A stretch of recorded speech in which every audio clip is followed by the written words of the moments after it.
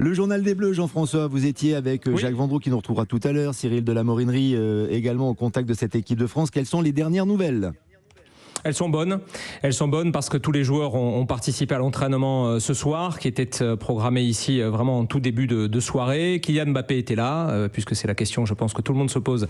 ces jours-ci. Il a vraiment été aux soins en récupération hier et tout le monde s'est un petit peu affolé, mais c'était vraiment une stratégie, on va dire, qui était parfaitement calculée parce que tout avait été en fait décalé. Et on s'est un peu tous affolés ici parce que en fait les Bleus, après la qualification face à la Pologne, ont eu un jour de repos et en fait ça a décalé de 24 heures tout le processus habituel et ce qui était la logique, on va dire, d'un +1 est devenu la logique du +2 et donc Mbappé, comme il le fait en +1, cette fois c'était +2, est resté aux soins en récupération. Il était sur le terrain ce soir avec tous ses coéquipiers qui vont bien. Apparemment il n'y a pas de bobo à signaler au sein de cette équipe de France et on a travaillé pas mal la tactique et les 2-3 points qui posent problème, on va dire, depuis le début du tournoi, et notamment les coups de pied arrêtés défensifs, parce qu'on voit bien et on s'en souvient, l'équipe de France est friable sur ce type d'action. Le but du Danemark, par exemple, vous vous en souvenez, avec ce ballon qui rebondit en pleine surface, on ne sait pas très bien les zones, qui prend qui, pourquoi, comment, à quel endroit.